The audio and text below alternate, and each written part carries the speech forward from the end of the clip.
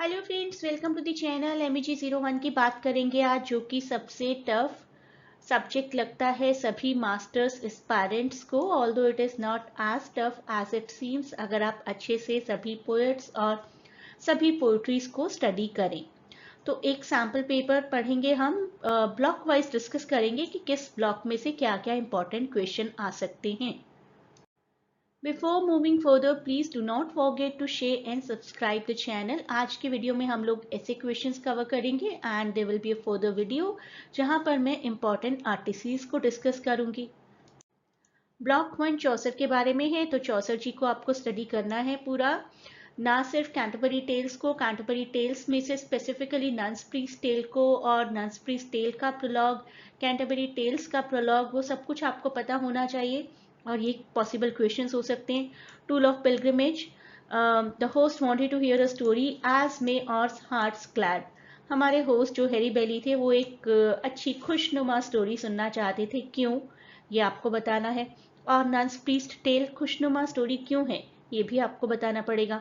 Prologue बताना पड़ेगा nuns priest tell का, तो प्रोलॉग को भी समझिए। नाइट ने क्या कहा था मंकी टेल के बाद, वो भी आपको समझना पड़ेगा। एक एनालिसिस अगर कुछ मेजर कैरेक्टर्स का आप समझ लें, prioress, monk and friar and wife of Bath, that will also be really good. Spenser ji को रेनेसांस पोएट क्यों बोला जाता है, that you need to understand. Amoretti और एपिथेलेमेन अगर आप समझ लें किस तरीके की इमेजेस, सिंबॉलिज्म और सेंशुअलिटी यूज की गई है एमोरेटी सोनेट्स में। There are 3 sonnets in your subject, 34, 67 and 77। तो ये तीनों सोनेट्स को आप अच्छे से समझिए। इसके बाद आता है ब्लॉक 3, जो कि मेटाफिजिकल पोइट्री से रिलेटेड है।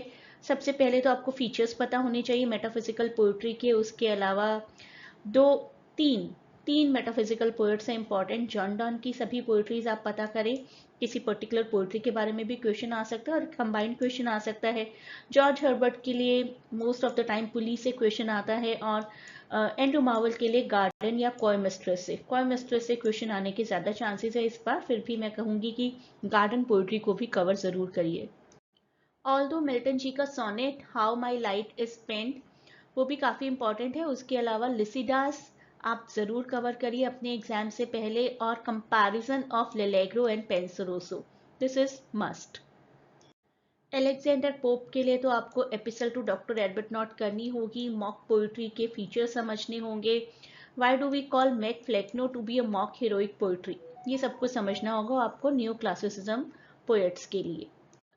रोमांटिक पोइट्री में से अगर आप विलियम ब्लेक की लंदन, कॉलरिज की कुबला खान, और थोड़ा सा आपको बेसिक समरी डिजेक्शन की भी कवर करनी चाहिए। और प्रिल्यूड के बारे में most of the time nature से रिलेटेड क्वेश्चन आता है, और सबसे बेसिक क्वेश्चन तो रोमांटिसिज्म का यही है कि फीचर्स क्या है रोमांटिसिज्म के। अगर आपको फीचर्स पता है तो आप कोई भी फर्दर क्वेश्चन कर पाएंगे कि प्रिल्यूड में क्या फीचर्स है रोमांटिसिज्म के, कुबला खान में क्या फीचर्स है रोमांटिसिज्म के, और विलियम ब्लेक की किसी भी पोइट्री में क्या फीचर्स हैं रोमांटिसिज्म के। तो सबसे पहले आप जो भी ब्लॉक कर रहे हैं ना, उसके फीचर्स को ज़रूर पता करिए। सेकेंड जनरेशन में शैली और कीट्स है हमारे सिलेबस में। शैली की पोइट्री ट्रायम्फ ऑफ लाइफ काफ़ी इंपॉर्टेंट है, और कीट्स की पोइट्री की बात करें तो हाइपेरियन। ये दोनों पोइट्रीज आपको पता होनी चाहिए। विक्टोरियन पोइट्री जब हम करते हैं तो features we should know. Porphyria's lover किस तरीके से विक्टोरियन पोइट्री में फॉल कर रही है, हमें जस्टिफाई करना आना चाहिए।